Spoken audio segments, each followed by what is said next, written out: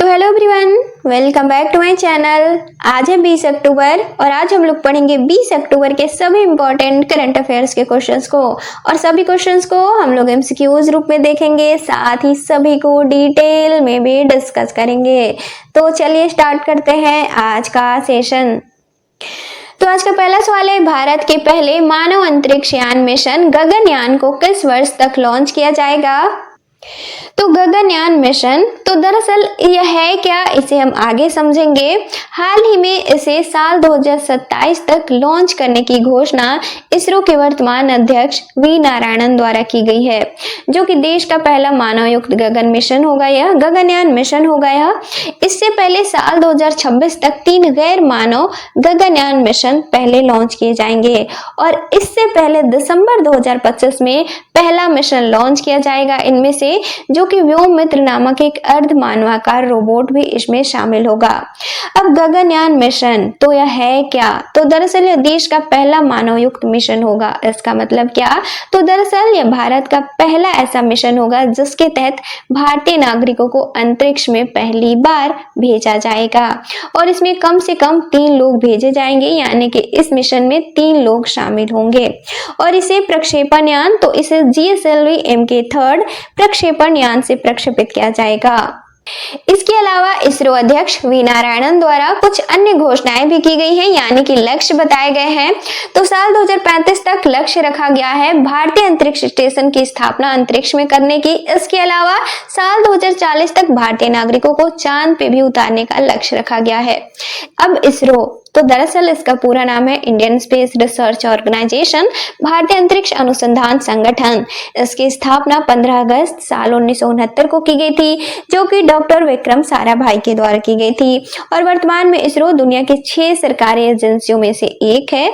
इसका मुख्यालय कर्नाटका के बेंगलोर में है और वर्तमान अध्यक्ष वी नारायणन, जो कि 11वें अध्यक्ष हैं इसरो के। तो आंसर हो जाएगा ऑप्शन सी 2027। अगला सवाल है, हाल ही में एसोचैम के अध्यक्ष कौन नियुक्त किए गए हैं? तो दरअसल हाल ही में एसोचैम के नए अध्यक्ष निर्मल कुमार मिंदा नियुक्त किए गए हैं। अब एसोचैम तो इसका पूरा नाम है the associated chambers of commerce and industry of India. इसकी स्थापना साल 1920 में की गई थी। इसका मुख्यालय नई दिल्ली में है और वर्तमान में 4.5 लाख से ज्यादा कंपनियां और साथ ही उद्योग क्षेत्र से संबंधित संगठन एसोचैम से जुड़े हुए हैं। तो आंसर हो जाएगा ऑप्शन ए निर्मल कुमार मिंदा। अगला सवाल है, खेलो इंडिया यूनिवर्सिटी गेम्स 2025 का आयोजन किस राज्य या फिर केंद्र शासित प्रदेश में किया जाएगा? तो खेलो इंडिया यूनिवर्सिटी गेम्स 2025 तो दरअसल साल 2025 में यह इसका 5वां संस्करण होगा और इसका आयोजन 24 नवंबर से 5 दिसंबर तक किया जाएगा। कहाँ? तो राजस्थान में और राजस्थान के 7 शहरों में। ये 7 शहर हैं जयपुर, अजमेर, उदयपुर, जोधपुर, बीकानेर, कोटा और भरतपुर। इसके अलावा भागीदारी इनमें किनकी रहेगी? तो 200 से ज्यादा विश्वविद्यालय, साथ ही 5000 से अधिक एथलीट इसमें भाग लेंगे और 23 पदक खेल होंगे इसमें। इसके अलावा एक प्रदर्शनी खेल होगा जो कि खो खो होगा। अब क्या है खेलो इंडिया यूनिवर्सिटी गेम्स? तो दरअसल इसकी शुरुआत साल 2020 में की गई थी। दरअसल यह खेलो इंडिया पहल का हिस्सा है जिसकी शुरुआत साल 2018 में की गई थी और हर साल केंद्रीय खेल मंत्रालय द्वारा इसका आयोजन किया जाता है और इसमें भागीदारी किनकी रहती है? तो भारतीय विश्वविद्यालयों के अंडर 25 खिलाड़ी इसमें भाग लेते हैं। इसका उद्देश्य क्या है? तो विश्वविद्यालय स्तर के खिलाड़ियों को एक मंच प्रदान करना, साथ ही देश में खेल संस्कृति को बढ़ावा देना, साथ ही अंतर्राष्ट्रीय स्तर के प्रतियोगिताओं के लिए बेहतरीन खिलाड़ियों का चयन करना। तो आंसर हो जाएगा ऑप्शन डी राजस्थान। अगला सवाल है, हाल ही में गूगल द्वारा किस भारतीय शहर में AI डेटा सेंटर बनाने की घोषणा की गई है?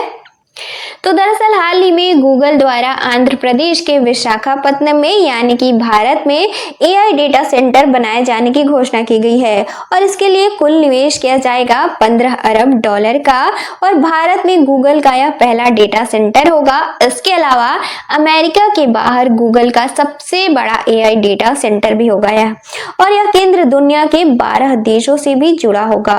अब गूगल यह है क्या? तो दरअसल यह एक अमेरिकी टेक कंपनी है है और इसकी स्थापना 4 सितंबर साल 1998 में की गई थी, जो कि कैलिफोर्निया में की गई थी अमेरिका के। और किसके द्वारा की गई थी? तो लैरी पेज और साथ ही सर्गेई ब्रिन के द्वारा। और गूगल का मुख्यालय है अमेरिका के कैलिफोर्निया शहर में और वर्तमान सीईओ हैं गूगल के सुंदर पिचाई। तो आंसर हो जाएगा ऑप्शन सी, विशाखापत्तनम। अगला सवाल है, हाल ही में 30वीं सीनियर महिला राष्ट्रीय फुटबॉल चैंपियनशिप का खिताब किसने जीता है? तो सीनियर महिला राष्ट्रीय फुटबॉल चैंपियनशिप 2025, तो दरअसल साल 2025 में यह इसका 30वां संस्करण था और इसका आयोजन छत्तीसगढ़ में किया गया है। इसमें विजेता रही है मणिपुर की टीम, जो कि मणिपुर ने 23वीं बार यह खिताब जीता है। उप विजेता रही है पश्चिम बंगाल की टीम। अब सीनियर महिला राष्ट्रीय फुटबॉल चैंपियनशिप, तो दरअसल इसका पूरा नाम है senior women's national football championship for Rajmata Jijabai trophy. दरअसल इसकी शुरुआत साल 1991 में की गई थी और मार्च 2024 में इसके नाम में राजमाता जीजाबाई ट्रॉफी ऐड किया गया था। तो आंसर हो जाएगा ऑप्शन ए, मणिपुर। अगला सवाल है, अंतरराष्ट्रीय प्रकृति संरक्षण संघ के प्रजाति अस्तित्व आयोग के पहले एशियाई अध्यक्ष कौन नियुक्त किए गए हैं? तो दरअसल हाल ही में आयुसेन प्रजाति अस्तित्व आयोग यानी कि आयुसेन एसएससी के अध्यक्ष विवेक मेनन नियुक्त किए गए हैं, जो कि भारतीय वन्यजीव संरक्षण करता है। अब आयुसेन है क्या, इसे आगे देखेंगे, और इसके अलावा आयुसेन एसएससी है क्या, इसे भी आगे देखेंगे। तो दरअसल अध्यक्ष बनने वाले आयुसेन एसएससी के पहले एशियाई व्यक्ति होंगे विवेक मेनन और इनका कार्यकाल साल 2025 से 29 तक के लिए है, यानी कि अगले 4 वर्षों तक के लिए। अब आयुसीएन एसएससी यह है क्या? तो दरअसल इसका पूरा नाम है स्पीशीज सर्वाइवल कमीशन और यह आयुसीएन के 6 आयोगों में से एक है। इसका मुख्य उद्देश्य है वैश्विक स्तर पर प्रजातियों को बचाना, साथ ही मूल्यांकन करना और उन्हें विलुप्त होने से रोकना। अब ये कौन सी प्रजातियां होंगी? तो जैसे कि पशु, पक्षी, मछली, पौधे इत्यादि इनमें शामिल होंगे। अब आयुसीएन क्या है? तो दरअसल इसका पूरा नाम है international union for conservation of nature, अंतर्राष्ट्रीय प्रकृति संरक्षण संघ। दरअसल यह वैश्विक संगठन है जो कि प्रकृति संरक्षण, साथ ही जैव विविधता और पर्यावरणीय स्थिरता को बढ़ावा देता है और इसकी स्थापना साल 1948 में की गई थी। इसका मुख्यालय स्विट्जरलैंड के ग्लैंड शहर में है और इसके वर्तमान में सदस्य देश है 160 और इसके अध्यक्ष हैं वर्तमान में रजान खलीफा अल मुबारक। इसके अलावा हाल ही में आयुसीएन का सदस्य देश बना है आर्मेनिया, यानी कि वर्तमान में सदस्य देश हो जाते हैं 161। तो आंसर हो जाएगा ऑप्शन बी, विवेक मेनन। अगला सवाल है, हाल ही में ICC player of the month सितंबर 2025 के लिए कौन चुने गए हैं? तो ICC player of the month सितंबर 2025, तो दरअसल हाल ही में आईसीसी द्वारा सितंबर महीने के लिए प्लेयर ऑफ द मंथ चुना गया है। तो अब ये कौन चुने गए हैं? तो महिला क्रिकेट में चुनी गई है महिला क्रिकेटर स्मृति मंधाना, जो कि भारतीय क्रिकेटर है। इसके अलावा पुरुष क्रिकेट में चुने गए हैं अभिषेक शर्मा, जो कि ये भी भारतीय क्रिकेटर है।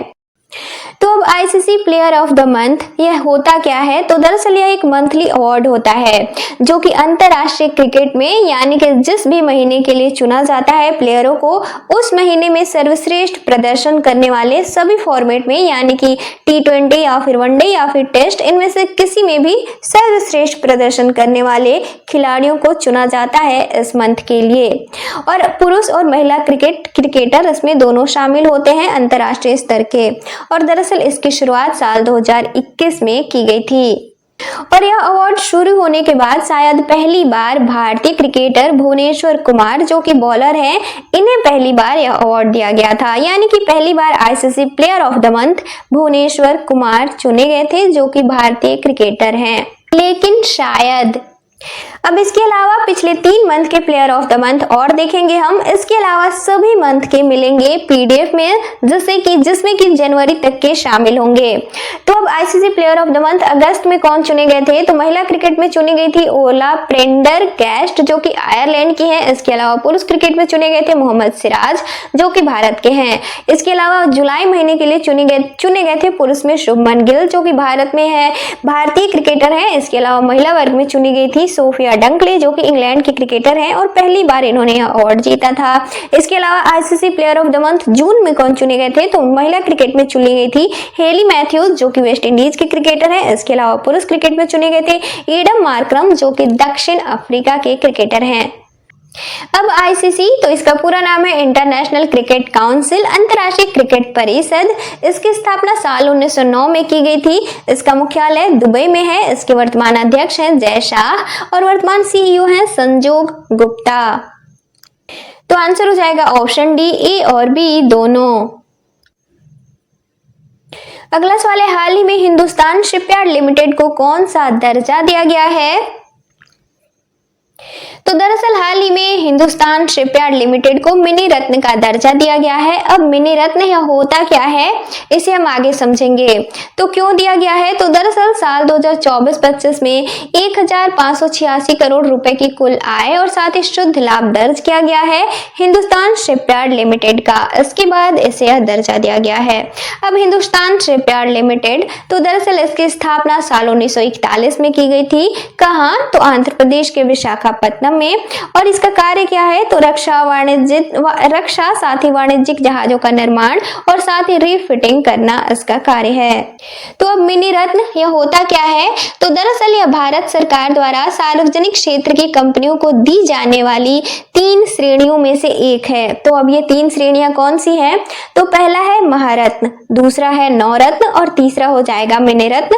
और वर्तमान में भारत में महारत्न का दर्जा कितने कंपनियों को दिया गया है, तो 14 को। इसके अलावा नवरत्न 26, इसके अलावा मिनी रत्न, तो मिनी रत्न वर्तमान में शायद 60 से ज्यादा कंपनियां हो चुकी हैं। और यह दर्जा मिलने के बाद कंपनियों को तय की गई सीमा तक बगैर केंद्र सरकार की अनुमति के निवेश करने की भी अनुमति होती है। मतलब कि मिनी रत्न का दर्जा दिया जाता है इसके बाद। तो आंसर हो जाएगा ऑप्शन सी, मिनी रत्न। अगला सवाल है, हाल ही में किस राज्य सरकार द्वारा प्रत्येक मंडल मुख्यालय पर दिव्यांग पुनर्वास केंद्र स्थापित करने की घोषणा की गई है? तो दरअसल हाल ही में उत्तर प्रदेश सरकार द्वारा प्रत्येक मंडल मुख्यालय पर दिव्यांग पुनर्वास केंद्र स्थापित करने की घोषणा की गई है और राज्य के 18 मंडल मुख्यालयों पर वर्तमान में इसे स्थापित किया जाएगा। इसके अलावा अन्य पे पहले भी किए जा चुके हैं। अब क्या है दिव्यांग पुनर्वास केंद्र, तो दरअसल यह एक तरीके से देखा जाए तो दिव्यांग सशक्तिकरण योजना है। इसका मुख्य उद्देश्य क्या है, तो दिव्यांग लोगों को चिकित्सकीय साथ ही शैक्षणिक, मनोवैज्ञानिक और व्यवसायिक या फिर कौशल विकास से संबंधित सहायता एक साथ एक स्थान पे उपलब्ध कराना इसका मुख्य उद्देश्य होगा। तो आंसर हो जाएगा ऑप्शन बी, उत्तर प्रदेश। अगला सवाल है, रैला अमोलो ओडिंगा किस देश के पूर्व प्रधानमंत्री थे जिनका हाल ही में निधन हो गया है? तो रैला अमोलो ओडिंगा दरअसल तो यह केन्या के पूर्व प्रधानमंत्री थे जिनका कि हाल ही में निधन हो गया है। कहाँ पे, तो केरल के कोओट्टुकलम में। बहुत भयानक नाम है। अब केन्या, तो दरअसल यह अफ्रीकी देश है। इसकी राजधानी है नैरोबी, यहाँ की मुद्रा है शीलिंग। वर्तमान राष्ट्रपति हैं विलियम रूटो और संसद यहाँ पे द्विसदनीय है। पहला है नेशनल असेंबली और दूसरा है सेनेट। और यहाँ की भाषा है स्वाहिली और साथ ही अंग्रेजी जो कि आधिकारिक भाषा है। तो आंसर हो जाएगा ऑप्शन ए, केन्या। अब कल के क्वेश्चंस का रिवीजन करेंगे। तो कल संडे था और संडे को हम लोग पूरे 1 वीक से बनने वाले करंट अफेयर्स के सभी इंपॉर्टेंट क्वेश्चंस का रिवीजन करते हैं। तो आज हम सैटरडे को पढ़े गए क्वेश्चंस का रिवीजन करेंगे। तो सैटरडे का पहला सवाल था, अंतर्राष्ट्रीय गरीबी उन्मूलन दिवस कब मनाया जाता है? तो इसका राइट आंसर था ऑप्शन डी, 17 अक्टूबर। अगला सवाल था, हाल ही में पीएलएफएस रिपोर्ट के अनुसार सितंबर 2025 में भारत की बेरोजगारी दर क्या रही है? तो इसका राइट आंसर था ऑप्शन ए, 5.2%। अगला सवाल था, समुद्र शक्ति सैन्य अभ्यास भारत और किस देश से संबंधित है? तो इसका राइट आंसर था ऑप्शन बी, इंडोनेशिया। अगला सवाल था, वैश्विक भूखमरी सूचकांक 2025 में भारत कौन से स्थान पर है? तो इसका राइट आंसर था ऑप्शन सी, 102वें स्थान पे। अगला सवाल था, हाल ही में भारत को संयुक्त राष्ट्र मानवाधिकार परिषद में कितने वर्ष के कार्यकाल के लिए चुना गया है? तो इसका राइट आंसर था ऑप्शन सी, 3 वर्ष।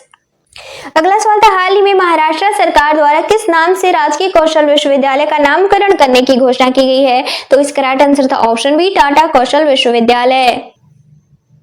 अगला सवाल था, हाल ही में जारी आंकड़ों के अनुसार वर्ष 2023-24 में भारतीय महिला कार्यबल की भागीदारी कितनी रही है? तो इसका राइट आंसर था ऑप्शन सी 42%। ये लगभग था 41.7%, यानी कि लगभग हो जाएगा 42%।